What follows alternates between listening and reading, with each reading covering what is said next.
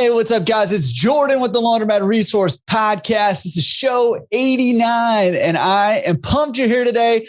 For one, I'm a little embarrassed, to be honest with you. This is show 89, and I just found out that you can record your video in Zoom in HD. I literally just found that out like 2 minutes ago.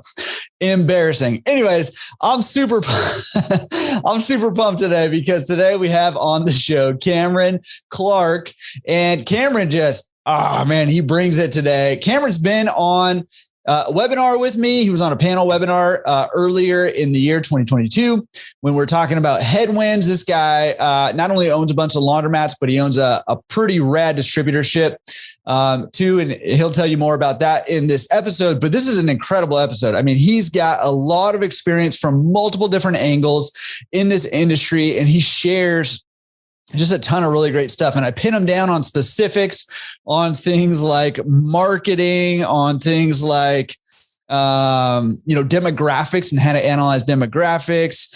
I mean, we're talking about how to scale your business. I mean, we talk about a lot of stuff, and I really pin him down and ask him specific questions. So that way we all have actionable things to take away from this thing. And Cameron, huge shout out to you because you really brought it today. You guys are going to love this episode. Real quick before we jump into it with Cameron, though, I wanted to just say a huge welcome. It blows me away how many of you guys are participating on the forums over there.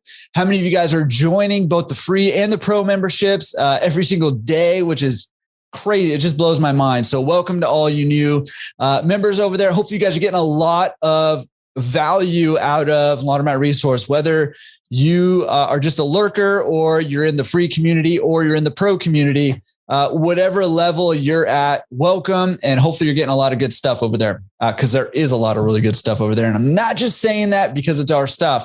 I'm saying it because I've heard from a lot of you guys that a lot of it is super helpful for you. So with that, we got a fast lane tip for you today. I got to work on that transition a little bit. But anyways, fast lane today. And fast lane is just a little tip to help you get the most, put you on the fast lane towards achieving whatever your next step is in your path to financial freedom through laundromat ownership. So your fast lane tip today is one of the resources that we have over there for both the free members and the pro members is a store details worksheet. And basically what this is a spreadsheet that's going to allow you to keep vital information about your store in one place. And it really came in handy this week for me. Somebody came in with a screwdriver and something else trying to open coin boxes, which is super annoying because you can't open the coin boxes that way. They're too good. And sometimes it just ruins the coin box. So I have to replace 4 or 5 coin boxes. Super annoying.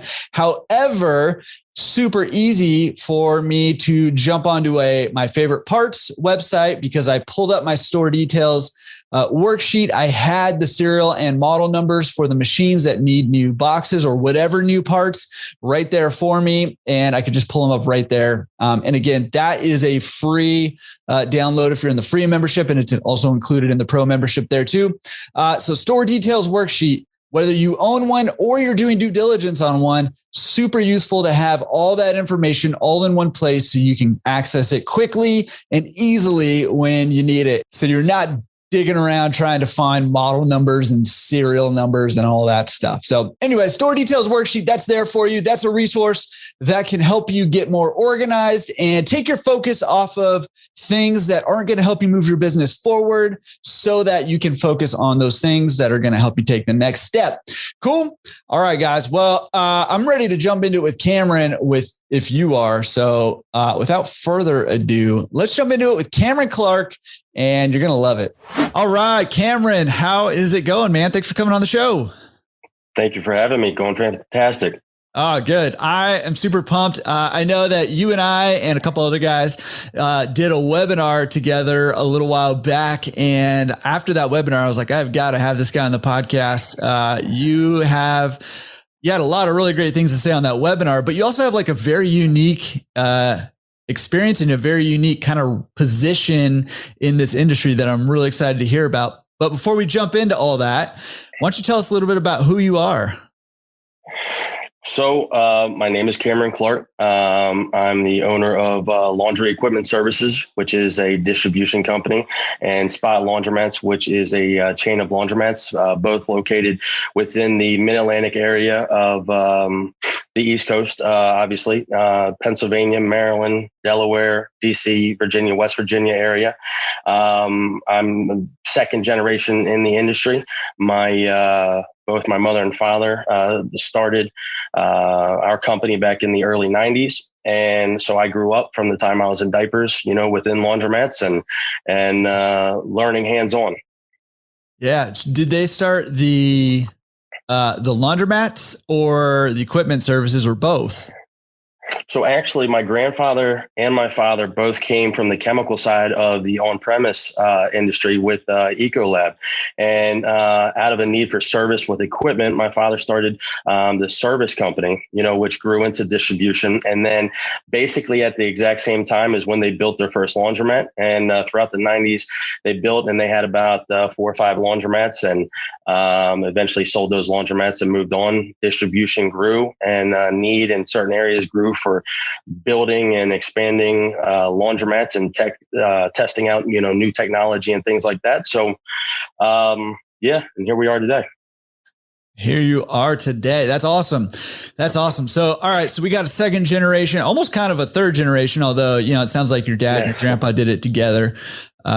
So second generation, that's awesome. I mean, that is, it's funny. I always like hearing how people kind of got in the industry and stuff. And there's, very few people who I think are multi-generational in the industry. And a lot of people took weird paths to kind of get here. So it's pretty cool to have that perspective and have the multi-generational approach. So I'm excited to hear about the wisdom that you have gained from, your dad and your grandpa, and then also the wisdom you gained just from being in the industry yourself. So when did you kind of start on your journey in the industry? Did you start like, I'm out of high school, I got laundromats and I'm working for the company, or what? Well, my father likes reminding me of this. I think I was about 12 years old when I came to him and I said, this is what I want to do and this is how I want to do it. And then I was probably 15, 16 years old coming out of high school. And I told my father that, listen, this company is not big enough for both of us, so we need to expand and we need to make some things happen. I did go to college, came out of college. When I came back from college, on the distribution side of things, I started from the ground up. My father, obviously, like I said, growing up in diapers in the industry, I've touched and done just about everything. But I started from the ground up, doing service work, repairing equipment, then branching into, the service department, the parts department, growing our parts department, then getting into sales, and then, selling the equipment and then physically building the stores. And I mean, now what we do as a distributor, kind of offering soup to nuts, whether it be bringing in, construction crew and doing the architect and the engineer work. Started along those ways and grew, over the years. Yeah. Okay. I mean, that's awesome. I mean, it sounds like you just kind of learned it as you went, and obviously you were learning as you were growing up, but then you kind of came in and had to kind of earn your way into the business. There wasn't room for both. There were opportunities, and, I took the opportunity and ran with it and grew it to the best I could. That's awesome. Okay. So, you mentioned that your dad and grandpa bought 4 or 5 laundromats and then sold them, but you have laundromats now. So how did that kind of play out? How did that take place? So about roughly 10 years ago, came back and there was a need in a certain area for a laundromat, and it was an underserved market, underserved area. Nothing was really happening. So, I had the idea that, we need to put a laundromat in there, and to put equipment to offer a better solution for, what was needed to be done. And if there could be a form of halo effect to try to raise up the quality of stores and the offering to the immediate community, then fantastic. That started with the first store, and then, going into another 2, 3, 4 stores, then, having individuals coming that were looking to retire or looking for an immediate exit of the industry. Hey, will you buy my stores, or whatever the case is? And then it grew into, as we grew our brand and our name and the quality of stores that we were doing, whether it was for myself or whether it's for, other store owners, landlords and brokers were reaching out and saying, we want you and we want your store coming in to our center and into this location. They saw the quality that we were doing and they specifically wanted a laundromat for many benefits, but then they specifically wanted the quality that we were providing. Dang, that's awesome to have kind of build that reputation to where people are requesting you to build laundromats in their spaces. What do you think it was about you and your operation that was kind of attracting that kind of attention? Well, starting off at the beginning, I've always made it a personal goal that I never want anybody to outwork me. And so that hard work and the effort that we put in, the blood, sweat, and tears, I know that it's a common thing said, and everybody has their own level of blood, sweat, and tears that they put into their business. But I wanted to offer the best possible mousetrap that I could, whether it was a smaller 2,000 square foot store up to a 4,000, 5,000, 6,000 square foot store beyond. I wanted to offer the best possible mousetrap. And with doing that, from the aesthetics of the store, I didn't want to leave any stone unturned. I mean, from the aesthetics in the flooring or the like lounge areas or whatever the case may be, to wash, dry, fold services, to the physical equipment, offering the best quality equipment, 200G equipment with, different cycle selections and payment options and things like that. I never wanted a scenario to where a customer or a large portion of the customer base would come in and say, this is nice, but I wish you had this. Or, so in all honesty, starting off, was it the most efficient way? Probably not. In terms of the build out, was it the most efficient? Probably not. But it was, it was a good experience to learn what to do and how to do. And then ultimately it built a portfolio to where when landlords or property managers or brokers or other store owners would come and say, you know what, I want that. And I want it turnkey, because there's a lot of people that don't necessarily want to put in the blood, sweat, and tears and be swinging a hammer themselves, Mm-hmm. Yeah. I wrote down the quote that you just said. I thought it was genius. I never wanted a customer to come in to one of my stores and say, this is nice, but I wish I had this. That's right. Right. Like I love that. I mean, I've never really kind of thought about that way, but I love that.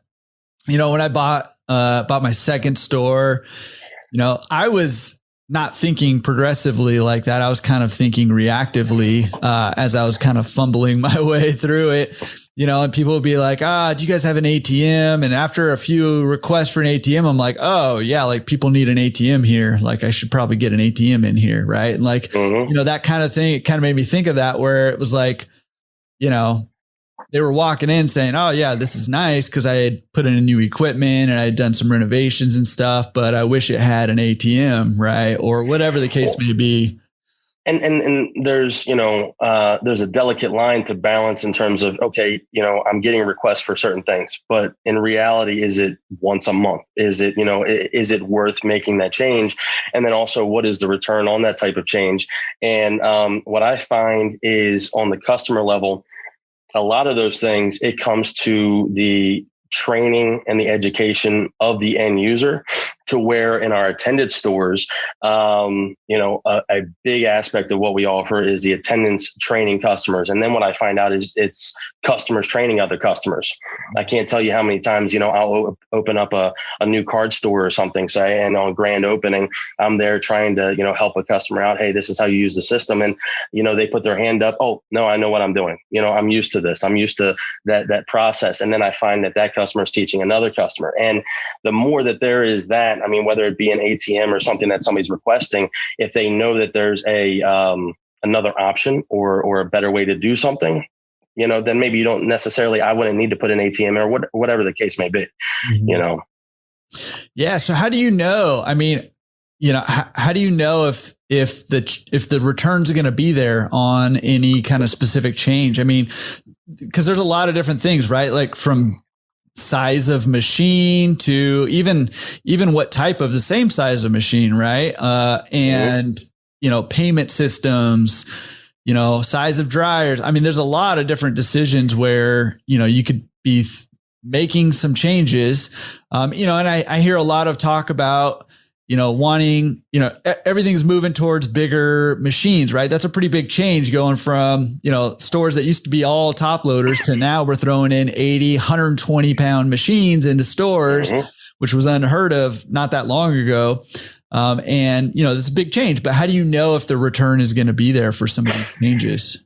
So for myself personally, a lot of failure, failing on taking the risk. I mean, you have to take the risk, and I take risk on, I'm very aggressive in what I do. And normally when I make a decision, I jump in with both feet. I don't want to necessarily stay up at night thinking, questioning myself about it. And I don't want to necessarily analyze the situation too long, because by the time I analyze it too long, the situation has already changed, or, a competitor or whatever the case may be within the marketplace, they've already made a decision.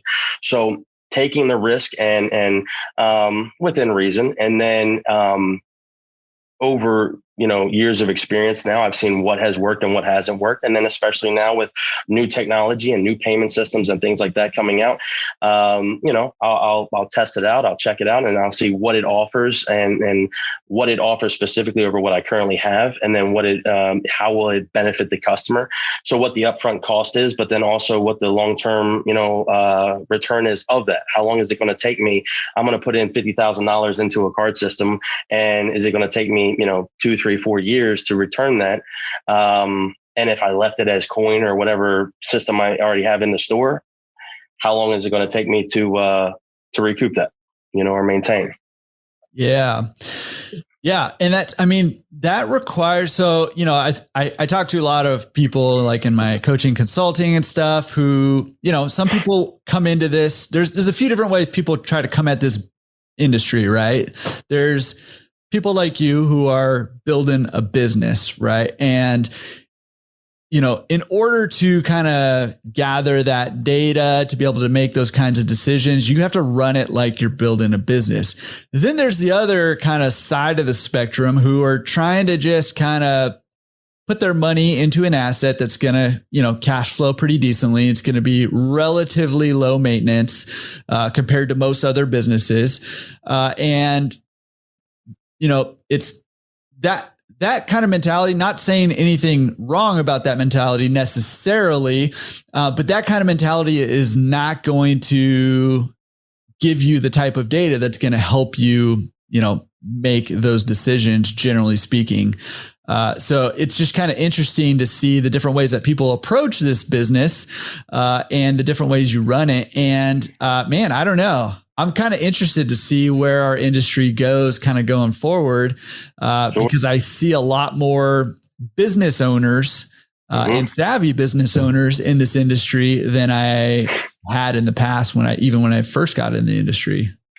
Yeah, I would say, there's more what I would call, there's more white collar investors coming and looking to build a business, as you said, and own multiple stores and make the investment. Because there's still plenty that, like you said, they will come and they will want to build it, as an asset heavy investment and, low maintenance, and they build it. And it's like the field of dreams. I'll build it and they'll come, and I don't have to do anything to it. And then what I find out is a year, 2, 3 years later, half the machines aren't working because they haven't maintained it, or they're not maintaining training of their customers or the marketing or anything. And then the business is failing. So then they turn around in a short period of time and sell it. Well, then they can't sell it for the value that they put into it.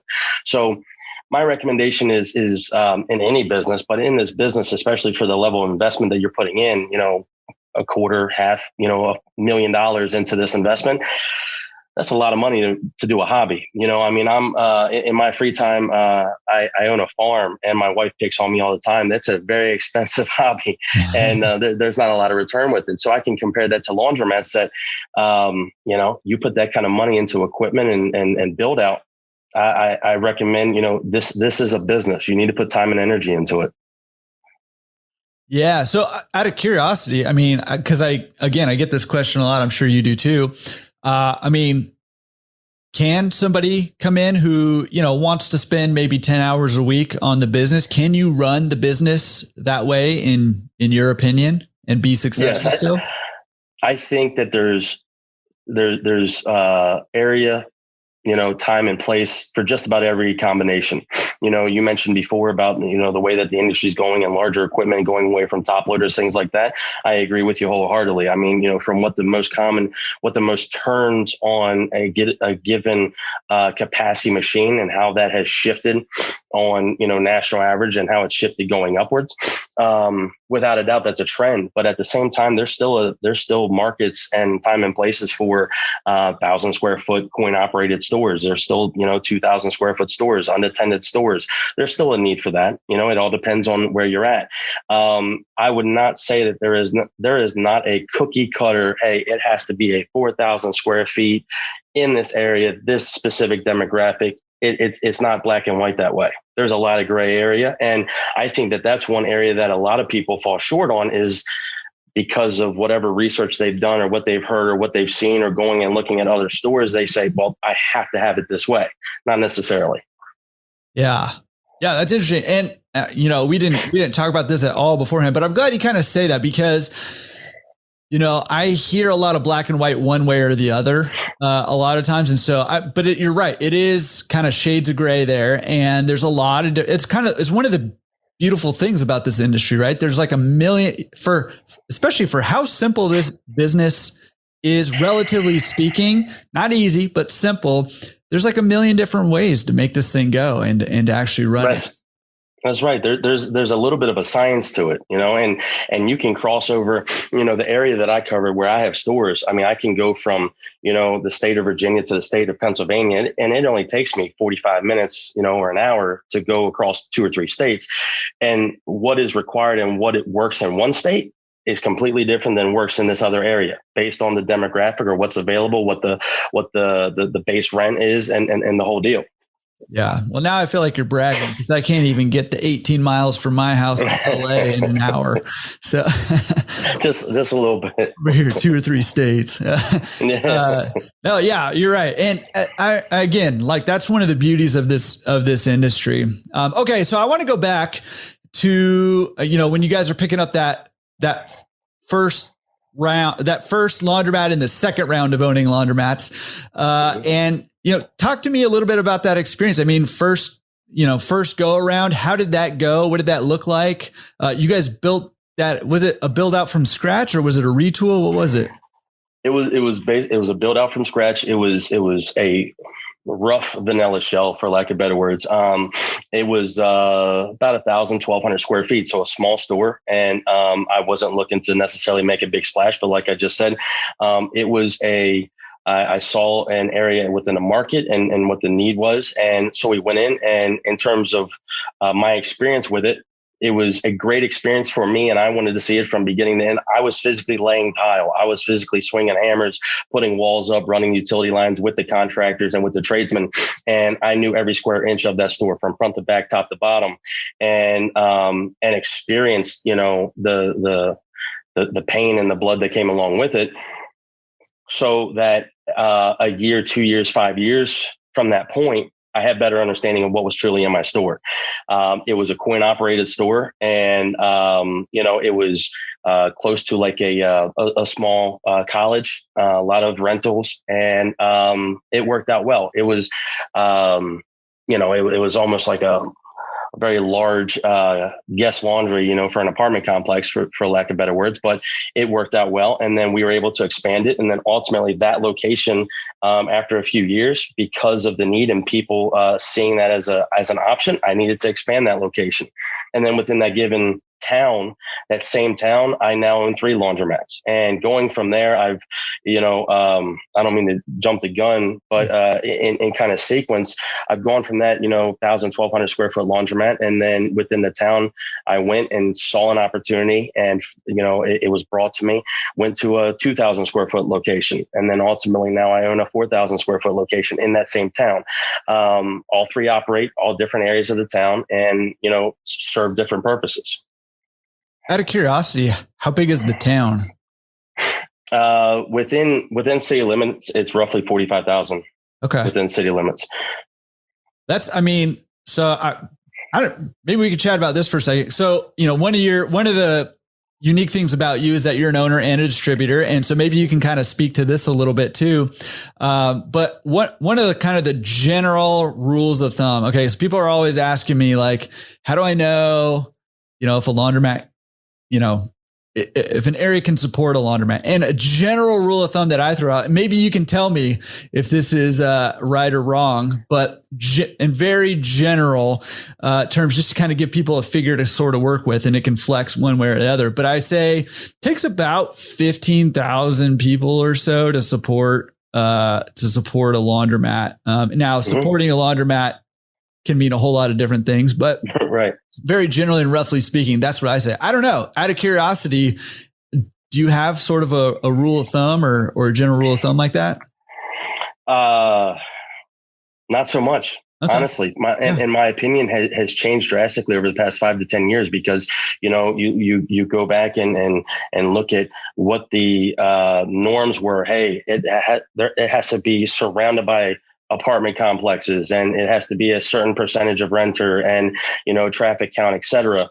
I disagree. One of my best operating stores, everything to the east of it is John Deere tractor dealerships and cornfields, so all my population is heading from 2-3 miles west of this location. And I have people driving 30 minutes to this given location. And it's only a small 2,000 square foot store, but it's generating 7.5 turns a day on this location. And one of the biggest things, and I think, it's going to come up later in our conversation is the marketing that we do and how I reach those people and how they come. I mean, so, yes, there's still a large portion of the population that are using laundromats. It's a transient population. So staying on top of those people rotating through. But then what I find in every single one of my stores, I don't care where it is, higher percentage renter or not, the vast majority, they're driving where or why. I mean, some people say, okay, do I need to build it by a Walmart because that's where a lot of people are coming to do their shopping? Sure. I mean, there's benefits to things like that, but then there's a lot of benefits to freestanding locations. There's a lot of benefits to, other co-tenants like Dollar Trees and things like that. I don't necessarily think that there's a rule of thumb that you have to mold yourself into. I'm more along the line of thinking that, hey, here's an available opportunity based on what is provided on the physical space and the location and what the lease and the landlord is willing to do. And based on that, can I make the numbers work? So I almost work backwards on that, going into a given layout and then a pro forma, and then what will I have to do to make that perform? And then I look at, can this area support those numbers? That was awesome. I'm like super psyched right now. But here's what I think is happening. Okay. The listeners are going to be in a dilemma here because and my wife tells me this all the time, I'm a slow talker and you are just spewing out so much good stuff so fast. You're going to have to go back and listen through that again. I'll try to pick out some stuff that we can kind of break down a little bit more. That's the goal. I'm trying to have people go back 3 and 4 times. That's right. Yeah. Thank you. I appreciate that. Yeah, that helps me out. Okay. One of the questions I have, okay. So do you factor in demographics at all in your kind of analysis in your research? Oh yeah. Okay. No, most definitely. What are you looking for in those demographics? And with the caveat that, this is probably going to vary to some degree by your region, your area, all that. But what are you in your area? What are you looking for demographics wise? Well, without a doubt, I look at total population. I look at renter population. I do look at traffic count. I look at ethnicity. I look at income level. And I mean, that's some, those are the major points. I mean, I'll drill it down and look into, household size, and I'll look at, vehicles by household and different things like that. But, to tag on to a little bit of what I was saying earlier, as far as the norm of, hey, it's only people that are living in apartments and don't have a washer and dryer are using laundromats. Disagree with that wholeheartedly. Wash, dry, fold has been, and when it is done well, has been fantastic. I have some customers, on the distribution side that I built stores for that are actually producing more on wash, dry, fold and are doing it efficiently, which is hard to find. I mean, one thing is, with the added cost of labor, it's difficult to truly be profitable. Hey, I'm grossing a tremendous amount of money on wash, dry, fold. Yeah, but what is it truly costing you? And is it as efficient as, self-serve? But, I look at total rooftops. I look at total rooftops more than I look at renter population, because there's a tremendous amount of, large families or, soccer moms or 2 household incomes that, it makes time is one thing that you can't purchase. And one thing in today's world that is going by so quickly. And if you can gain a little bit of time by dropping your clothes off and having it done for you, fantastic. And once again, the marketing to obtain that is huge. Yeah. Which I do want to get into, but do you mind? I mean, I got you here, and I think people are really going to be interested in kind of this demographics thing, because I get asked about this a lot. Can I just ask some specifics about kind of guidelines that you're using when you're looking at some of those things? So when you're looking at, for example, renter population, are you looking for a specific percentage of renters that you're trying to hit, or what numbers are you looking for, and what does that tell you about the area in terms of performance? Personally, I don't like going, if I'm seeing a renter population below 30 to 35%, I mean, if we're in the high 20s or below, then I need to find another reason on why I can make that location beneficial. I'm not saying it's 100% no. I have built locations with sub 30% renter, but I've had to be able to overcome that with some other benefits. But I would say that's kind of my bottom line. I mean, if it's above 35%, I would say my sweet spot is once again, depending on the area. I mean, if I'm looking at DC Beltway versus like rural Virginia, I'm not seeing the same thing, obviously. So I would say the sweet spot is somewhere between like 45 to 55. I do have locations, obviously in the more populated DC, Baltimore, Beltway, Northern Virginia area. I have, I'm seeing locations and demographics that are 65, 70% renter, which is fantastic within those given areas. But then also too, what does the competition look like? What's the base rent, et cetera. So to answer your question, my sweet spot is kind of 45 to 55. Yeah, that's awesome. I think that's helpful. Yeah. And, again, always with the caveat that things change, but I think it's helpful to get some of these like kind of specific numbers or like, ranges or something like that for people, just to kind of give them a framework. So, I talk to people who don't know if, 5% is good or 95% is good. Like because they just have no frame of reference. So it helps. But to be able to look at it and then take that number, and if somebody's pulling a demographic and it's 40% renter, being able to talk with somebody and bounce that off of someone that has the experience and say, okay, what does this 40% mean? Hey, it's not within 45 to 55%. I'm going to cross it off. No, I got a 40%. What do I now have to do to make this 40% work? Mm-hmm. Mm-hmm. And as you mentioned before, even at that like 30, 35%, maybe your self-service isn't going to be booming. Maybe it will, but maybe it won't. But there's other opportunities, especially now, wash, dry, fold. Yes. And especially now as more and more people are starting to dip their toe in the water with pickup and delivery. Mm-hmm. And those options are starting to increase, as to, how you can get into that business a little easier to see if it's something that you want to do.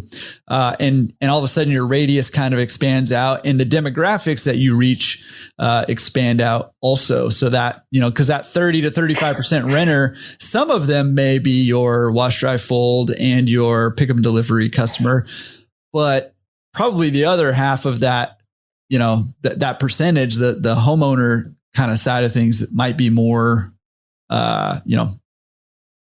more likely to use those services sometimes. So that's right. And I also, too, keep in mind, I'm looking at radiuses once, depending on the area that I'm in. If it's more rural, I'm looking at 1-3-5 mile radius. And there's times I might even go out to 7 mile radius. But then if I'm in a more densely populated area, I might be at half a mile, mile and a half, 3 mile, or, less than 3 mile. Yeah. Yeah. And I say too, I have a laundromat in South LA and one on the border of East LA. And, that, especially that South LA one, like my radius is a half mile. There's 6 or 7 other laundromats within a mile radius of my laundromat. Right. And it's like, nobody's going to pass like 5 laundromats to get to my laundromat, no matter how great it is, really. Yeah. To do the work and have that knowledge of an understanding of the area, is important. Yeah. Okay, cool. So what about, you mentioned income level. How does that translate to, to what you're looking for in an area? Well, growing up within this industry and just over the years, I've it's something that I've heard and I think that there's some belief to it that there are demographics and a portion of income level that is, for lack of better words, too low to use a laundromat. If they had a choice to buy food or clean their clothes, they're buying food. And then there's also on the high side of that is if you're looking at an income level that is quite high, they're doing a laundry service, or they have somebody doing the laundry for them, or they have their own equipment, or whatever the case is, on a more average basis, and they're not going to come and do self-serve. But once again, I take that in an evaluation of understanding. Okay, for instance, once again, the given area within my immediate market is I will go down somewhere to 25,000, on a low end side. I'd like to go as low as like 45,000, but then go upwards of 125,000 for a household. Because once again, if I'm Northern Virginia outside DC Beltway, $125,000, that's not a significant amount of money for a household, So, but if you're in a rural area, 125,000, that's quite wealthy, So have an understanding of where you're at, but how high of a percentage of that income level is within that demographic, and how is that going to affect the turnout for both self-serve or any other services that you're using? Yeah. And those kind of, brackets, if you will, can also help you dictate what kind of services you should offer, right? Like if you're in that, 35% renter market, well, you could make a laundromat work there, and you may or may not make a killing on the self-serve side, but that wash, dry, fold and or pickup and delivery could do really well there, depending on what the rest of the demographics say. Right. So that's right. And that's why I don't like putting hard, ranges and say it's this or nothing, No, you could be a little bit more strict with it based on how your process and operation is. If you are a strictly unattended self-serve only, okay, then be a little bit more strict on what your demographic numbers look like. But if you're going into this as a business and you just want to maximize the opportunity of a laundromat, and you're willing to bend in one direction or another to figure out what it takes to produce income, then you can open that range up a little bit. Yeah. Yeah. Love that. Okay, man. Awesome talk on demographics and going kind of general there. Okay. So let's go back to you built out this, your first laundromat. You were in there swinging the hammer, laying the tile, all that stuff. How did that one do when you finally opened it? Quite well. Unattended, coin operated store starting off, had just a cleaner come in, once a day type of thing. And it did well. It was like I said, it was kind of like a large glorified, guest laundry, for an apartment complex type of thing. But it did well. We expanded. And then over time, we, upgraded the equipment, 200G, different controls, things like that, to benefit and maximize the utilities because the demand was there. So we decreased our expenses, we increased our revenue, we increased vend prices. We went in, a few years later and we put in an additional, payment option. So now we have the ability for phone app, credit card, and coin. And it's one of the areas in that size store to where it's not, I wouldn't recommend for myself in that store in that area to do like a full card store. So we offer kind of the best of both worlds. And with that, we were able to maximize what we could truly fit in and the turns per day and the total, customer count. So, yeah, it did well. And then we got to a point with that store, even expanding it and making those changes to where we somewhat maxed it out. But it wasn't worth necessarily. I couldn't continue expanding it. So then I made the decision of we need to go add another one, in a different area of the town. Mm-hmm. Yeah. And did that impact the business of the first one at all when you did that? Not at all. Okay. And so when you added the other one, did you build that one out from scratch? Did you take it over, retool it? What did that look like? Yes. Yeah, no. So on that second one, I actually, we bought the building. It was a small strip center and, a couple renters within it, pizza shop, hair salon, that type of thing. And, it was an older building. We went in, we gutted it, turned it into a laundromat, and taking experiences and some of the things that we learned in the first location, going into the second location, we put that into action. So, we went in with, like a higher level of equipment and payment options and things like that. But then also we learned on, I'll say like the science of the flow through the store in terms of where we put the washers and dryers and how that relates to where the folding tables are and, how to get people in quicker and out the door quicker rather. Because at the end of the day, that's what it comes down to, especially when you start getting your turns up and you're maxing out the space. It's all how quick you can get the person out of the store. Mm-hmm. Yeah. Very restaurant style-esque, of trying to, get them in, get them what they need and, get them out kindly and gently, get them out as fast as possible. That's right. Make room for the next person. That's right. Yeah. I mean, that throughput's a huge one. I think it's pretty overlooked. Like I didn't even hear of that word until maybe like 2 years ago, like in our industry. Right. Like, and I mean, I'm assuming other people, knew about it and all that stuff, but personally me, I'd never even considered it. And I have one of those like, almost bowling alley-esque, my first laundromat. It's got dryers all on one wall. And then there's kind of fingers that stick out of the other wall with, right. Which I hate that design, by the way, but talk about throughput. It's like traffic jam central and people can kind of, I don't know, people do shady things when you can't really see them because they're in corners. Yeah. Oh man. So anyway, but I think that was a thing, 5-10 years ago. I don't even really think that it was much of a thought in most areas, that throughput. And then when, you started getting inverter controls and machines and higher extraction levels and different options for customers, then all of a sudden, people started realizing, oh, wait a second, I can really reduce my utility bills. Oh, at the same time, it's taking less time to, launder a load of clothes and also then dry a load of clothes because of the extraction rate or whatever the case is. I can't tell you, the first time I ever heard at a store that I built, down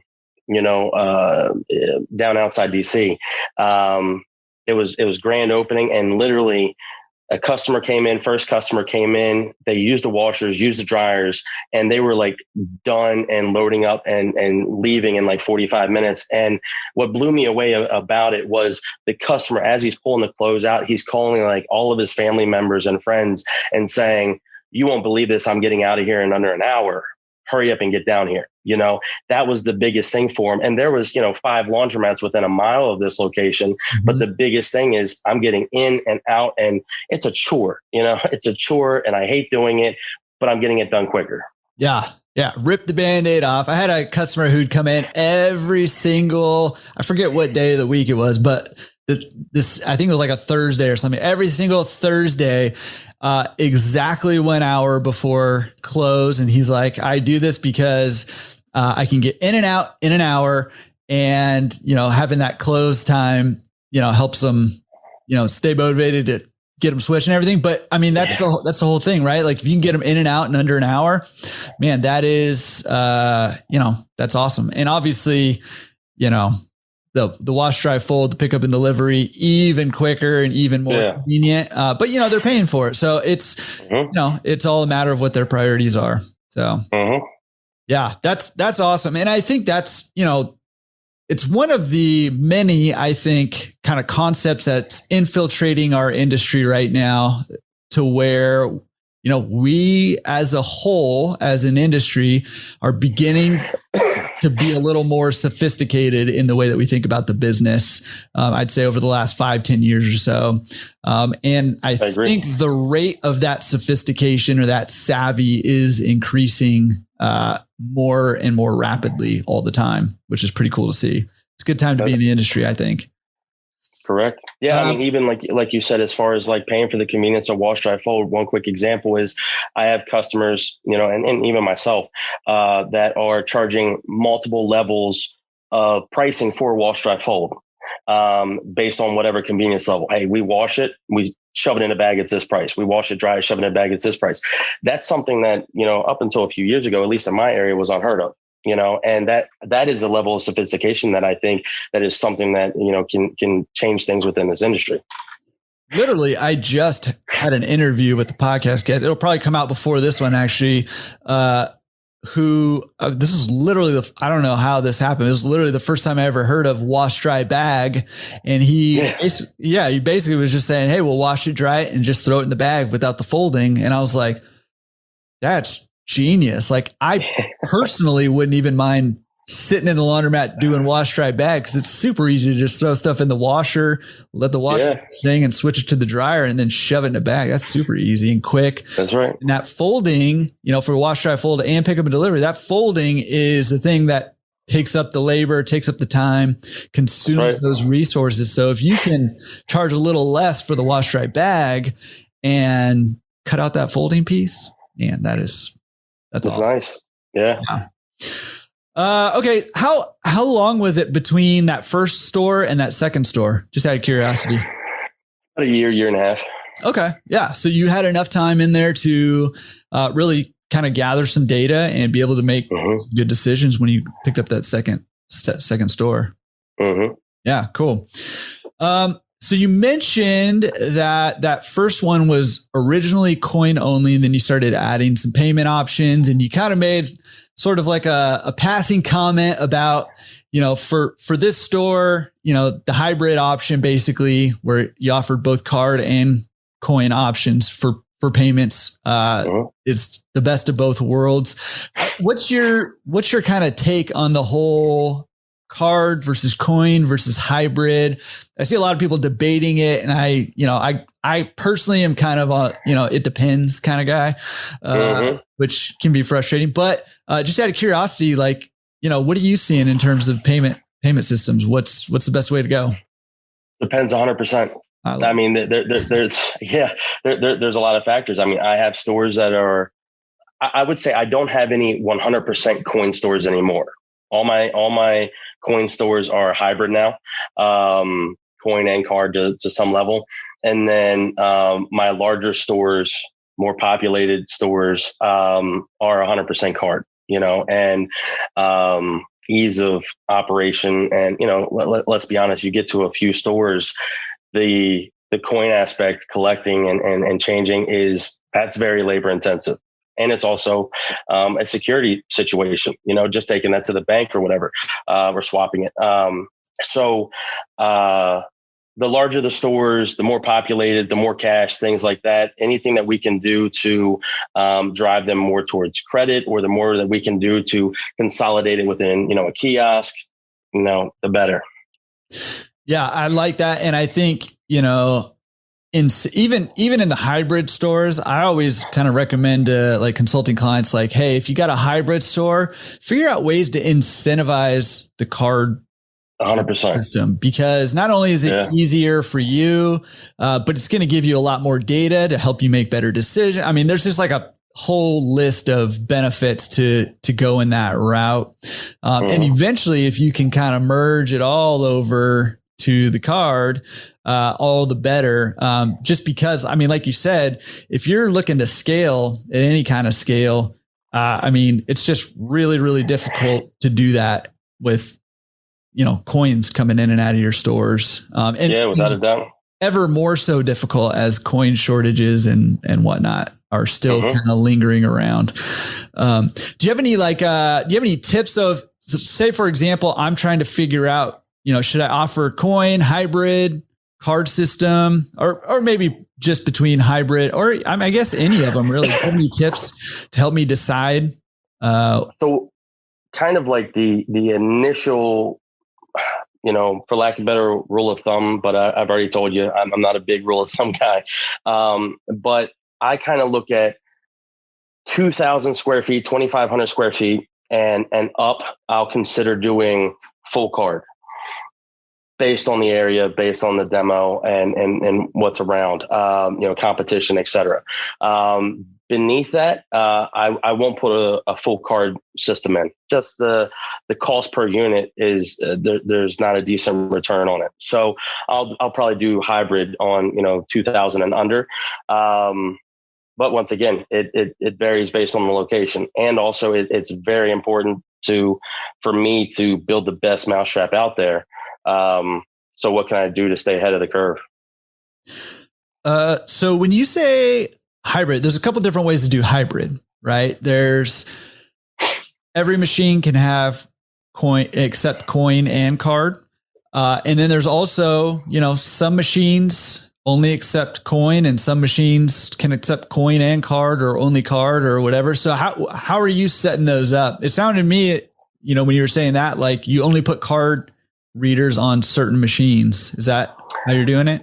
So myself personally, in my stores, I do coin and card on every machine, just for simplicity purpose and the scalability. Like you mentioned, going into other stores, it's just simpler, easier for me to operate that way. I do recommend, and more so, it's more on the entry level cost and the financial aspect for a customer. If I'm building a store for them, I will let him know that there's the option to put it on every other machine. Maybe put it on a couple 20s, couple 40s, couple 60s. Certainly have it on the larger machines, the 80s and 100s and things like that. Definitely have it on those. On the dryers, maybe put it on all the lower pockets, type of thing. Try to get get some use out of the lower pocket machines, incentivize them, so yeah, I mean, that's an option, but I would say to go that route, the only reason that I would go that route and do it on certain machines is just for, budget purposes. Yeah. Yeah. Okay. Yeah. I'm glad to hear you say that, because I think a lot of people get kind of stuck with like, man, I'd love to add a card system, but it's, X amount of dollars per machine, or it's going to be this, many tens of thousands of dollars to do, my whole store. And I'm just not sure if I can foot the bill or if it's going to be worth it or yada, yada, yada. But just hearing someone like you say, hey, you know what? You can put it on some machines. You don't have to put them on every machine all at once. And just kind of, give people that option on certain machines. And then, down the line, if it's catching fire there. And it's the same thing, even with the machines themselves, based on, if somebody comes to me and Cameron, I only have this budget. Okay, well, based on this budget, this is what we need to look for within this area, square footage wise. There's times that, certain stores are built out to accept additional machines, but maybe we only put in half or 3/4 of the machines starting off, and then add the physical washers and dryers as they go and as they increase, because whether they're concerned about the risk of putting that out there or that it's not going to be used or whatever the case is, if that helps them. Same thing goes with the payment system. Can I just take a quick pause for a second? Can you tell me what areas you service in your distributorship real quick? State of Pennsylvania, state of Delaware, Maryland, District of Columbia, Virginia, and West Virginia. Okay. I wanted to pause because what you just said is the kind of distributor that I think I want to connect people with, right? So if you're in those areas, I'm going to I'm going to give Cameron a chance at the end here to let you know how to get a hold of him. But like, hearing a distributor say, hey, I'm not going to try to sell you a jam-packed full store. Sometimes, if that's the way you got to go, we're going to fill in half or 3/4 with the machines that, you can afford right now and leave room for the rest later as you need them. But like, I'm thinking back to my personal experience with my distributors that I've had and, the nightmares the nightmares until recently. Right. And I've met good distributors and I've seen the difference that it can make. Like if I would have had a distributor like you who, would have told me something like that, that just would have instilled a lot of trust in me. And that's the kind of person that I want to work with, who's going to take care of me. So I prefer, when there's people that say, once again, back to the rules. Hey, it's this square footage. It has to be loaded with this. We need to maximize this. Don't get me wrong. You pay rent for every square foot. So you want to maximize it out to a certain extent. But, once again, it comes down to, your comfortability with the level of risk, your budget and everything. I would prefer both for me and for the customer. Let's be a deal maker here. Let's not, stick within these strict lines of black and white or whatever. And let's see what can work. I mean, I have plenty of people that come to me and say, hey, Cameron, you know what? I just got my tax return back. I got $5,000 in my pocket. I want to build a laundromat. Okay, well, there's some things that are going to happen and we'll consult with them. Hey, I recommend if this is what you want to do, this is how you get started. So it's not, once again, it's not, black and white, jam pack your store full of equipment, card system on everything. It's not for everybody, not for every store. Yeah. Well, and it's both the ability and the willingness to appreciate the nuance of every situation that I think makes a good distributor, right? It's like, if you're willing to kind of take the time and say, okay, this is what we're working with, space wise or budget wise or demographics wise, or, whatever the case may be, right? This is what we're working with. What's the best way to make this, maximize this business for you as my customer? Like that, the distributors I work with early on didn't take the time or put in the effort to appreciate the nuance in my situation. And I paid the price for it, not them. But you're one of the lucky ones though, because the way I look at it is if you fail on that first store, you're not coming back to me for a second one, Well, so you're one of the lucky ones to make it through that. Well, I know. But that's what I was going to say is like, now look I'm talking to people who are looking to buy laundromats and equipments all the time. And if those guys had taken care of me early on, you better believe they'd be making a whole lot more money than they stiffed me out of, right? For selling me what they didn't need. So that's right. Man, they're lost. And that's why I am like on I'm on like a hyper focused hunt for people like you and other people that have been on the podcast and that I've met, who have that bigger mindset in mind, right? It's like, hey, take care of the people and make sure that they succeed, because when they succeed, you succeed. Right. That's right. And the reality of the situation is you might have more to gain in the short term by selling somebody more equipment than they need or bigger equipment than they need or whatever. But in the long term, if you can have that mindset, you're going to be more successful when you help your customers be more successful. It's a partnership. Yeah. And the distributors I work with didn't have that mindset. So, all right, cool. All right. So you did a couple laundromats, and then how many do you have right now? 11. You have 11 laundromats. Mm-hmm. Holy cow. We're wrapping up our 11th right now. It should be opening within the next 60 days. Okay, man. All right. I love that. All right. So you got 11 that you've knocked down. And how quickly between all these, we're not going to go through all these deals together, but just. No, so the first one to number 2 was year and a half, and then 2 to 3. I would say after each one, the time between the two started reducing. And last year alone, I opened 3, so, it's it's using, and then, and we can touch on it here in a little bit, but it's also then having the financial relationships and knowledge and information to be able to take 2 stores into 3 and then 3 stores into 4 and things like that, and using the equity within the stores and rolling things over. And then also too, preparing yourself for your operation, because it's a lot different, running 1 store than 3 and then 3 stores than 7, the amount of personnel, managers, things like that. So it was a bit of a snowfall, Yeah. So, that was going to be my question is, we don't need to go into a ton of detail, but can we talk just a little bit about like, what does it take to scale up to 10, 11 laundromats from that first one? If there's somebody listening who, maybe has 1 or 2 and wants to get to that point, like what does it take to get to these different levels? Willingness for a lot of risk, I would say, first off, but then a good relationships. A tip I would have is having a good relationship with your insurance agent, with your attorney, with a fantastic broker. There's a lot of brokers out there, and like you've had bad experiences with distributors. There's brokers out there that can provide you bad experiences as well.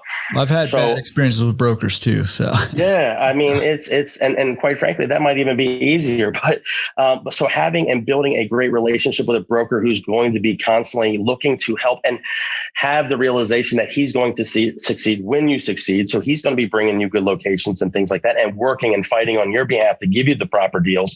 So having that, but then also having a fantastic financial relationship that with a banker who you can go to, and he can review your information, review your stores, and say, hey, you know what? Hey, you are prepared and ready to go into another store. Let's work on it. Let's see what it takes. And then educate you along the way, and help you be able to take the equity and run from 3 into 4, et cetera. So putting that team together is a big deal. Going from a few stores, you can do a few stores on your own. Once you start getting into half a dozen to 10 stores or beyond, you have to have a team. And then internally, you obviously have to build your internal team as well, of management and maintenance and all that good stuff.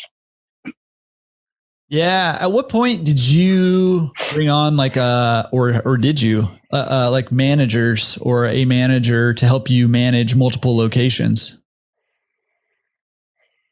I would say about store number 3. Store number 3 was when we brought on a manager, because it varies based on the size of the store and what is required at each store, and are they attended or are they not? Because is that manager overseeing scheduling of attendance, or are they just overseeing a cleaner coming in for a couple hours? So, and then as we started building larger stores and more attended stores, then it required more store managers and more a regional manager type of thing. Yeah. Yeah. So you started adding sort of the layers of management there too. When did you go to the regional manager? Store 7 or 8. Yeah. Yeah. Are there like unique challenges? Like what did it change when you brought on that first manager? Like for you as sort of the architect of this business, like how did your role shift when that manager came on?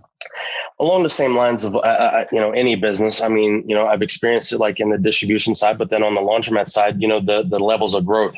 There's building stress and requirements and responsibilities, pain points, until you hit a ceiling. And then once you make a decision to, for instance, hire a store manager, you break through that ceiling.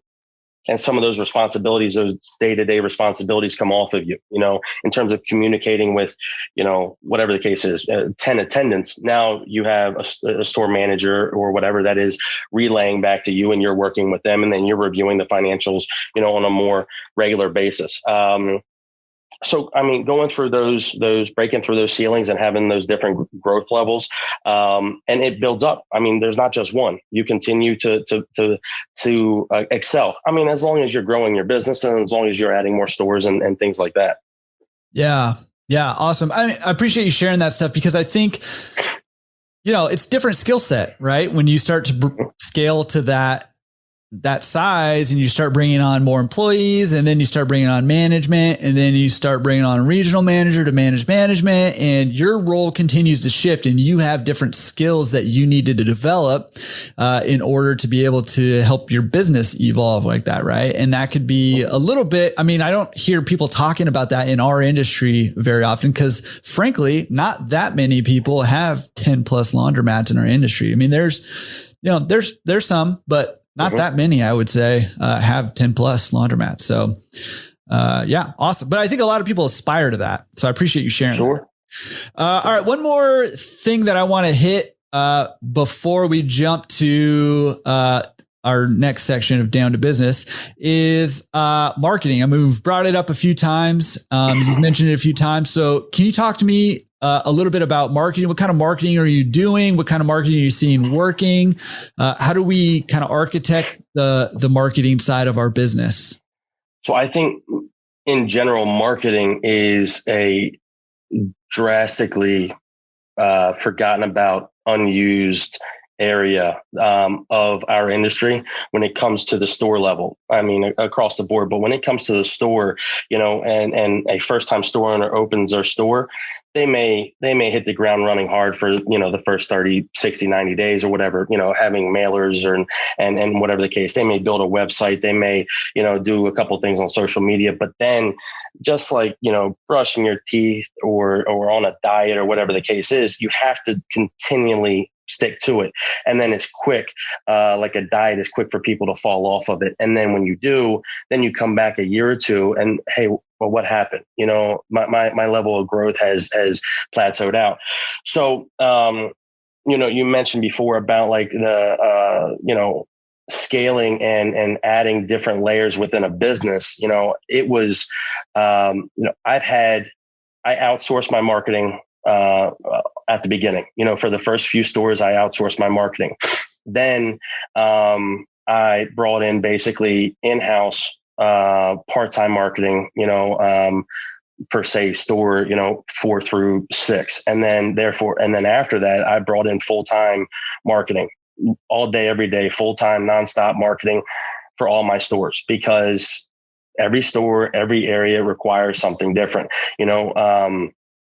For example, I do, billboards in certain areas. There's some areas that it's a waste of money, in some areas I do radio ads and it's fantastic. In other areas, it hasn't been a good response, waste of money.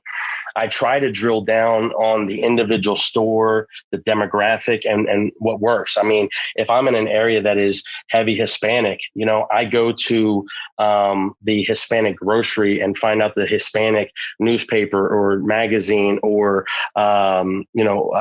the local churches or whatever the case may be, and market specifically and targeted to that. And then, online, it's my biggest goal. If I could give anybody any recommendation, and I know it sounds simple, and I know it sounds easy, but it's a thing that's forgotten a lot. If I'm going myself, if I'm going to search for anything, a restaurant or whatever, I pull up my phone and restaurants near me or whatever the case is. For a laundromat, I don't care what size it is, unattended, attended, anything. What town it's in, how rural or how populated the town may be. You want a customer to pull up their cell phone and type in laundromat near me, and you're the first one that comes up. Yep. That is the number one thing for any of my stores across the board. So Google and web presence and social media presence, that is the most important thing for me. Don't get me wrong. I still spell in, I have a marketing calendar for across my business. I break it down by, what are our yearly goals and what we're trying to obtain and what we're bringing on board, new stores or whatever. And then I break it down by quarter, then I break it down by month, and then I break it down by week. And then within that given week, what are we targeting and how are we targeting? What are we doing on social media? What are we doing, whether it be print, whether it be mailing, whether it be billboard, whether it be radio. But one thing that is consistent across the board throughout is online presence. Yeah. Okay. That was really good. And I think you're absolutely right that marketing is I wouldn't even say the forgotten stepchild of our, I mean, it was just never there. Right. But I think I think number one, owners are beginning to appreciate more and more the importance of marketing, especially as, everything's getting more and more competitive. There's bigger stores going in, there's more equipment going in, there's, more sophisticated people coming into our industry, and, competition can be high depending on your area. Right. And so, I think people are starting to see the importance of the marketing side of things, but, kind of going back to our earlier discussion, right? Like, you need to treat your marketing like a business treats their marketing. Right. Like, this isn't a hobby. Yeah. Like, I know a lot of owners who are doing marketing online who are, they throw, 50 or $100 or whatever and Google ads or Facebook ads, which, not necessarily anything wrong with that if it's providing you some results. I love that you mentioned sort of you have a marketing calendar. Like, I don't know too many other owners that have a marketing calendar for their laundromat businesses, right? Like, one of the biggest reasons is it holds me accountable, and I need that throughout the year. I don't want to have a discussion in, November about, oh wow, we haven't done any marketing this year. Yeah. And one of the things as well with the marketing is being targeted with it and understand the return that you're going to get back from it. Because I can't tell you how many times somebody comes and, just like you said, hey, I put $50 in Google ads. Okay, well, what did that do for you? Oh, well, I did my marketing. I paid, $300 for, a handful of mailers. Well, what happened with it? Did you get, was there a call to action? Did they return it? Did you put a code on it for them to use on your machine, or whatever the case is, bring wash, dry, fold coupons in. And you can't it's not just throwing money at it and thinking that it's going to work. Yeah, absolutely. And that's what makes online marketing beautiful, right? If you utilize it, is that it's generally a lot easier to track.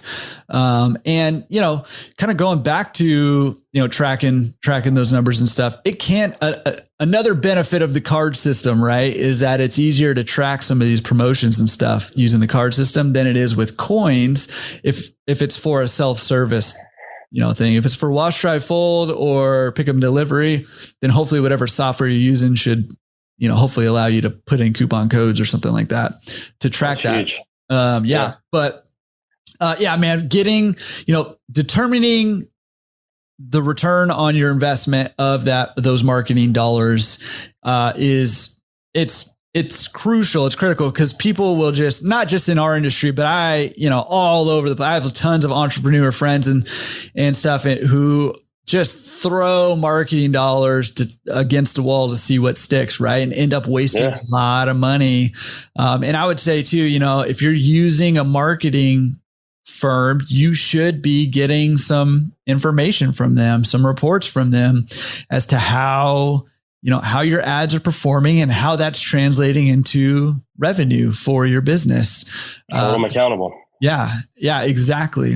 And I love, the marketing, calendar, you said it holds you accountable, but probably just as, if not more important, it holds your marketing person accountable now. And it makes, without a doubt. Yeah. And it gives you tangible things to point to and makes it, I would assume, I'm making a lot of assumptions right now, but I would assume makes it a little easier, a little simpler for you to be able to see the performance of your marketing person, and also to, make sure they're doing what they need to be doing. So awesome tool. No, because we can correlate it when I go over it with, my accounting staff, what the marketing calendar, what we did, how we did it, and then immediately looking at the revenue from the given stores and see what matched up and how it worked. Yeah, which is awesome. And another benefit of having kind of multiple stores, you get sort of more data there, and you can see what's working in what locations. And then you can ask the question, why, right? Like, why did that work here? And will that translate here? And if not, okay, what's going to work over here? And all of a sudden you can build a pretty good marketing machine if you're paying attention to all that stuff. Awesome. When you say online stuff, are you running ads like Google, Facebook, Anything else? Are you doing any of that stuff, or are you doing all organic stuff? We do a tremendous amount of organic. I mean, we focus a lot on organic. We do some ads. And once again, we're reviewing that on a weekly and monthly basis to see what's working and what's not. And are we truly, because you can quickly dump money down the drain with that. So we review that and see what works. And then we do social media ads. And then, we play a little bit, still with Bing and Yahoo and all that. And, some of the other, like Yelp and I think I can't remember some of the other companies, but there's some other smaller things that even if it's just picking up a small percentage, but then maybe the cost is significantly less, then it may be worth using it. So across the board, I mean, our primary source online is Google and organic or Google. Yeah. That's awesome. And do you guys keep social accounts for all of your laundromats? Do you have one kind of branded across? One, because all 11 stores are branded the same as a chain under one. We have one website, with all locations on it. And then all of our social and advertising accounts are all under one. Now, I do break up. So the Google listings, the location listings, and all the work we do obviously are broken down by location. Yeah.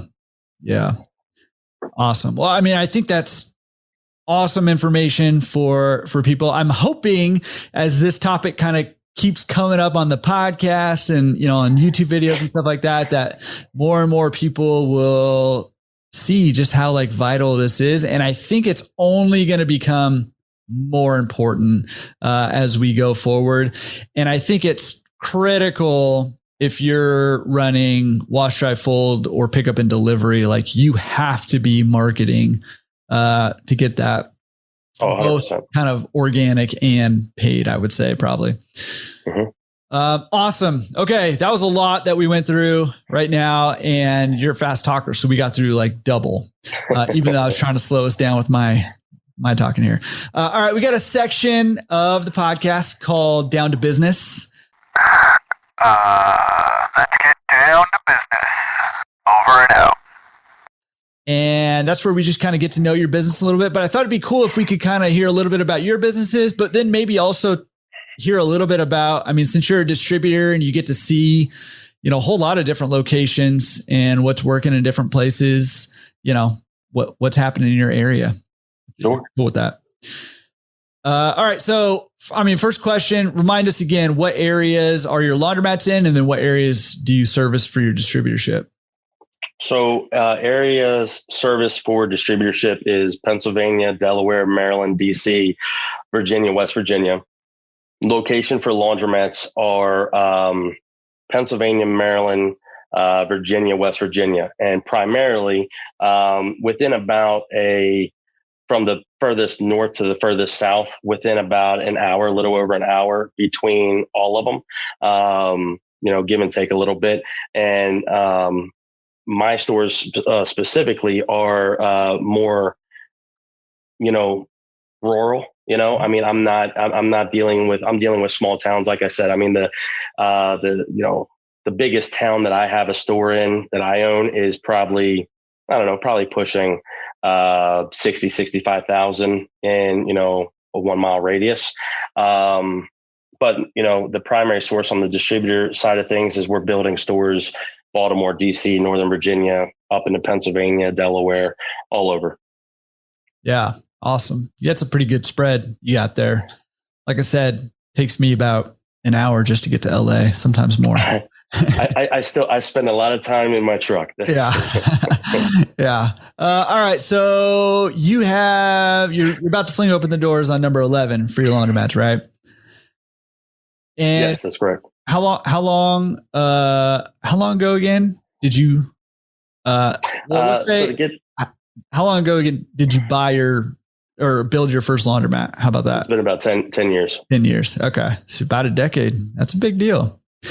Out of curiosity, you're kind of all over. So I'm kind of curious to know, about your laundromats, but also kind of the areas in general.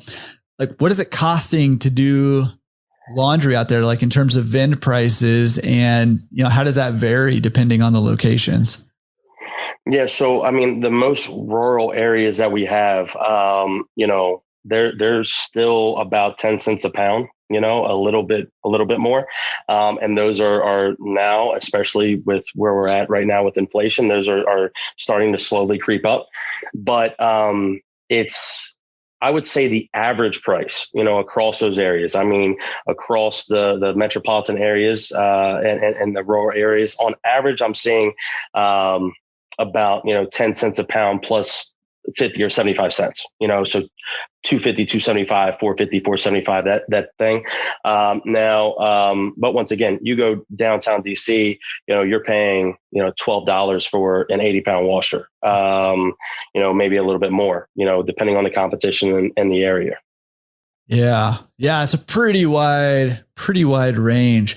It's always interesting to me to hear how much it costs to do laundry in different places. Cause some places where you wouldn't expect it to be, you know, high prices are high. And like some places like parts of New York, parts of LA here, prices actually are lower than, you know, some of like the Midwest towns and cities. I guess maybe because competition's so high, but they also tend to be really, you know, high expenses in LA, New York, you know, those areas. So it's just kind of interesting how that plays out. Okay. Turns per day. I mean, what are you looking at in your locations? I'm sure it varies. What are you seeing? So it varies a little bit. I mean, size of store, you know, area located, but I'm seeing in my locations turns per day, about on average, 6.5.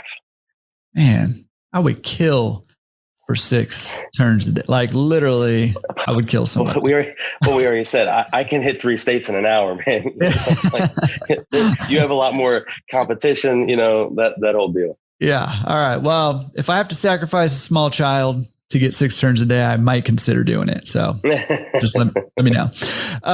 That's awesome. That's awesome. To get that kind of turns per day. And I mean, out of curiosity, I mean, as a distributor, are you seeing that to be typical with people, or are you like a superstar? No. I mean, not necessarily. I do think that there's some areas that I do well in. And I think, I mean, we just finished talking about marketing. That helps tremendously. Right. And you know, it does vary. And then, I mean, even back to the comment that we talked about in terms of building out the store. I mean, you know, if you do well in your store and bring people into your location and you have half the washers that the space would fit out, then you're obviously going to have more turns. And then in a situation like that, as you have, you know, you build out the store with half the equipment and your turns start going up, and then you start having a waiting line on a Saturday or Sunday. Okay, that's the signal. I need to start adding some more equipment.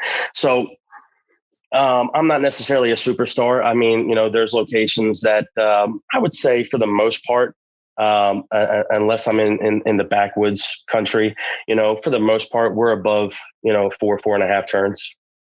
Yeah, that's awesome. And look at it. I mean, listen, you're being modest right now, and I appreciate that. And I'm just going to go ahead and say it that you are a superstar if you're doing 6 turns. Yeah. Real quick, kind of going back similar to the vend prices. I mean, do you offer wash, dry, fold, or pick up and delivery at any of your locations? Yes. So, some of the locations, not all. So, I mean, of the 11 locations, the majority are attended and do wash, dry, fold. I think I have 3 or 4 are unattended on, you know, around the, you know, 2,000 square foot mark or less, and our unattended stores. Everything else, you know, beyond that is attended. And then very small amount of pickup and delivery. It's in my personal experience, it's a significant amount of work to get it up off the ground and to do it properly. Yeah. You know? Yeah. And, you know, that takes a lot of time. I mean, nothing wrong and nothing against it, especially in more populated areas. I have customers that I built stores for, you know, like DC Beltway area, and they are killing it. They're doing a fantastic job with pickup and delivery, and the need's there. Yeah, absolutely. What are you seeing the cost is for, wash, dry, fold or pick up and delivery? So for wash, dry, fold, varies a little bit. But somewhere between, the typical wash, dry, fold, not the wash, dry bag and all that good stuff, but the typical wash, dry, fold, we're seeing between $1.50. Okay. Yeah. And any idea on like pick up and delivery? Like what's that running? I would have to give you a menu. Yeah, I know. It could be the pricing. Yeah. All right, cool. So we already kind of talked about attended, unattended. You got mostly attended. Are they fully attended? The ones that are attended or partially? In terms of, so we operate basically like 6 to 11, and then it is fully attended 6 to 11. Okay. Yeah. Cool. And then you have a few that are unattended and you just have cleaners coming in. Yeah, that's right. I have cleaners coming in, once or twice a day, depending on use. And then even some locations that are attended, I have, depending on demand of cleanliness, but wash, dry, fold, I might have at any given time 3 or 4 attendants, working at a location. Yeah. Okay. We already talked about coin card, both. You got a lot of the bigger ones are card and your smaller ones are hybrid, and you don't have any coin only, right? No coin only right now. Yeah, cool. Out of curiosity, you got a lot going on, right? You got almost 11 laundromats now, and you got a distributorship that's, doing well. How much time do you think you're spending on your laundromat business? Not the distributorship side, but the laundromat owner side of things. So, a small amount now. And I don't, I have to have the caveat that, that's not necessarily the norm. I don't recommend for people to be, as distant. And part of it is because of growing both businesses to a point to where I have managers and regional managers and store managers and things like that. I don't physically need to be in the stores that often. I also have, I work very closely with my family, and I still have family that's involved as well. So, for instance, my mother, my father, my sister, they are very involved on the laundromat side of things. So the day-to-day, they handle those, and the managers, of course, as well. And then I kind of follow up with them. So in terms of me being in the stores, it rotates. I still like going in and doing kind of a routine inspection, at least like once a month. Quite frankly, I recommend that it needs to be more than that, for somebody, even, getting into double digit stores, it needs to be more often just to see, what's the condition of the paint or, ceiling tile or whatever the case is, how many machines are out of order. So me personally, like time in store on a weekly basis, it'd be hard to give you a number, but I don't know if I averaged it, maybe an hour or two myself, but that's not a good gauge just for myself. But then, of course, the majority of my work with the laundromats is from my computer, reviewing the data and everything from the card systems to, collection reports to, accounting reports and things like that. Yeah, no, that's good. And I think a lot of people kind of come in with the expectation that it's going to be like that from the get-go.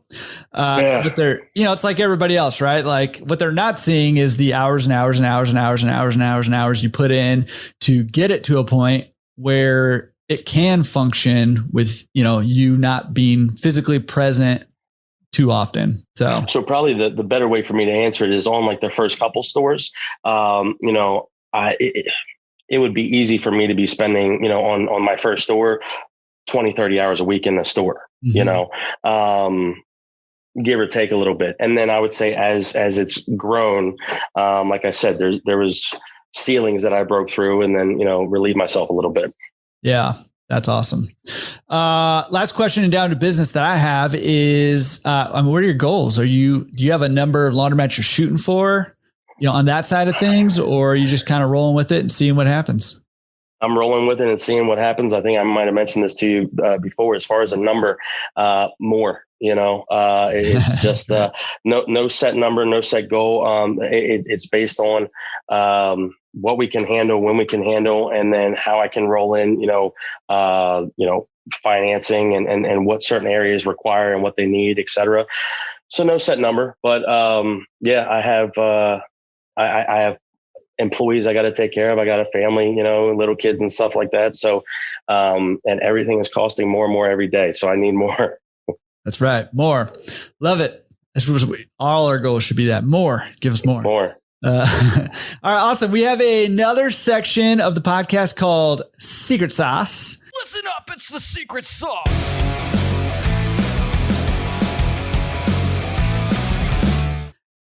And Secret Sauce is this. What's something that you feel like is working well in your businesses right now that you could recommend to other owners to help, take their business up a level? For me to give them we've already talked about it, but for me to give them the number one for me is the marketing segment that we talked about. I mean, I don't mean to be redundant with that, but that's got to be done. I mean, that is the number one thing. That's probably one of the things that I'm most proud of. I mean, I have a very, very talented individual that is doing our marketing. And if it wasn't for that, we would not be where we are at, whether it be one store, whether it be 11 stores, it doesn't matter. The marketing comes down to it. And then specifically, like I said, online. Okay. So we didn't talk about this in the marketing specifically. So, okay, talk to the owner right now who maybe either isn't doing any marketing or, maybe is throwing 50 or $100 a month at Google Ads or something like that. Where should they start? Like what's a good first step if they say, okay, I want to up my marketing game? What's a good first step for them? So what I would say is, once again, there's a little bit of variable, and depending on size of the store, budget, all that good stuff. I mean, there are certainly marketing firms and marketing companies. I mean, prior to me having a full-time marketing individual within house, I used a marketing firm, a local marketing firm that I could physically go sit down with them, look them face to face, and work with it in person, what my goals are, what we're trying to do, and then follow up with them on a monthly basis.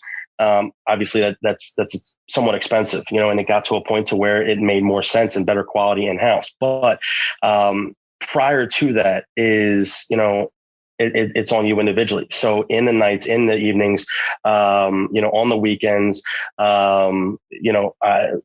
forget about sleep and focus on learning and getting better at the marketing and taking some of like the free online, like Google workshops and things like that to be better at the AdWords and to be better at organic, and then see what you can do, work on a website.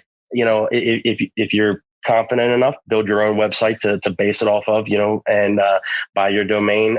If you're not, or you have a relationship, or, go to a company that's going to build, a simple website. I mean, it doesn't have to be an elaborate website by any means. I mean, it needs to be, it's got to be something. And you'll find this like in the store owner will find this when they do some of the research, like with the Google AdWords and the organic side of things, the keywords and the content that is on the website is more important than having some kind of flashy website, but being very clear, concise, to the point. And that's on you. And then I also, recommend, so working with other companies like Vistaprint and things like this to do some mailers, but once again, make sure that it's targeted, and then set a goal for yourself. And as you're trying to achieve more turns per day on a weekly and monthly basis, make a determination, or, continuing doing that. Are you going to keep the same percentage of your gross revenue in for advertising expense, or are you going to modify that, and how are you going to modify that? So yeah, and break your budget up that way. But starting off, it's on you.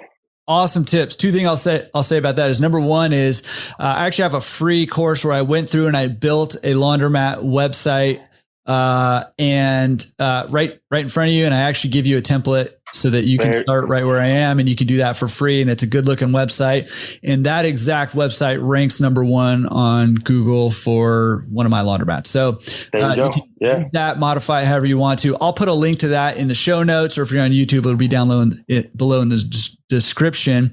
The other thing I wanted to say is I'm getting old and I can't remember what the other thing was, but super good advice there for the marketing stuff.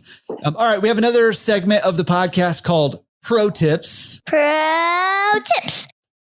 And Pro Tips is this. Hey, somebody's looking to get their first laundromat. What do they need to know that's going to help set them on the path to success? Do the work. And what I mean by do the work is, don't expect to come in and within a week or a month buy your first laundromat. And don't get me wrong, there's chances and there's opportunities. I mean, right now to buy your first laundromat, I can speak for, my given area of the world. Inventory is low right now, and inventory is probably at an all-time low within the Mid-Atlantic area as far as what stores are available. So do your work and do your work. And even things to where you target a given area based on where you live and an area that you see as a good opportunity, and go in and see some of the store owners, see some of the store owners that are possibly looking to retire or whatever the case is, and they just haven't pulled the trigger and listing it with an agent or listing it for sale themselves or whatever the case is. Talk to them and see if they would be willing. I've also seen that has worked out well with some store owners, to where in a scenario that works out like that, that same store owner is willing to do like some, actual decent training to get you in the business because, he built it and that's his baby type of thing.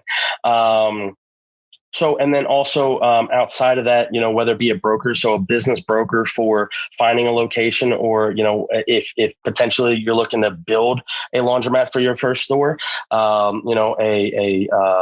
lease broker, that's going to bring good locations to you. And that's something I know it's difficult. I've been through it, but building a good relationship and somebody who's going to be honest and work hard for you and have the best interest to try to take you from one location to a second or third location. That's the guy you want. So, at the same time, I mentioned it before, and it becomes more important as you have more and more stores, but, setting up a proper insurance relationship and an attorney for lease review and all that good stuff. And then I would probably wrap up with saying, I know it's difficult, and there's a lot of things out there on the internet. Distributors are the devil, but do your research, have a conversation and multiple conversations, and find a distributor that is willing to help you. Also find a distributor that's out beating the streets as well and knows the area, knows the industry, and they're not just sitting behind a desk taking orders and selling equipment. Find somebody who knows laundromats. Find somebody who understands the pain that you're going to have when you get a telephone call because your laundromat is flooding in the middle of the night. That's the type of distributor, and that's the type of individual who has the experience and is also going to understand what your personal needs are and what you need to find in a location, so that when he comes across a customer who's looking to sell, or when he comes across a location from a broker or landlord or whatever, he can bring it to you and say, hey, this is available. And then the last thing is the financial relationship. Talking with a proper financial representative to give you recommendation on how you set yourself up to buy or to build, and what you need to do and how you need to do it. And then you basically will take that and go through the process from bank to distributor to broker, all the way down the line to set that up. And then have a realistic expectation. Once again, don't think that it's going to happen in the first week or the first month. I wouldn't recommend, I'm a pretty aggressive person. You start taking, I've been researching for a year, 2 years, 3 years about buying a laundromat. This industry, any business, it's going to run you over. Okay. Listen, man, I just asked for a tip, not a master class. I'm sorry. No, that was awesome, man. Legit. It was like a master class on, if you're going to buy a laundromat, man, these are the things you need to know. These are the things you need to do, in order to get in this business and to succeed in it. Right. And just real quick, I wanted to highlight, there's no absolute shortcut from, being a noob to laundromat success. But I think the straightest line to that is exactly what you're saying, is work with good people. And in particular, work with a good distributor, work with a good broker. If you're going to go that route, work with a good financial person, people who know the industry and people who can help you shortcut that path, or at least make your line as straight as possible to being successful in this industry.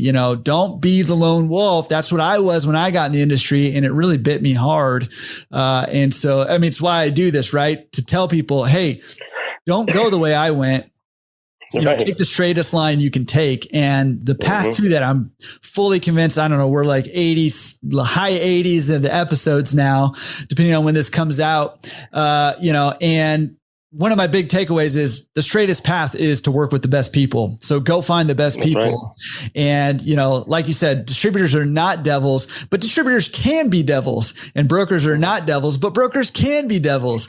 And so, when you work with good people, you're going to make that line straight to success, or at least as straight as possible. So I thought that was great. You need it, whether it's store number 1 or store number 10, you still need that, relationship. Exactly. And in fact, Luke Williford, who's got, I don't know, like 70 laundromats or something now, he's got a bazillion, right?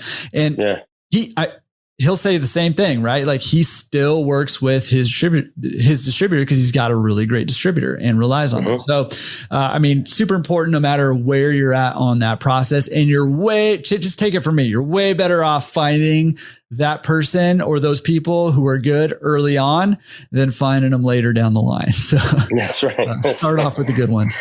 That was awesome, man. Seriously, like a masterclass. Okay. One last segment before we start to wrap things up which I think is probably going to tie in with both your secret sauce and your pro tip, but, recommended resources. What resources do you recommend to help people grow their businesses or to grow themselves personally? So, I get asked this question, somewhat regularly, and, hey, Cameron, what classes did you take in college that helped you? Or, what can I take that can help? Don't get me wrong. There's business classes, there's accounting classes, there's things like that you can take online or go to school for. That is fantastic. Hey, Cameron, what books have you read that, made a difference?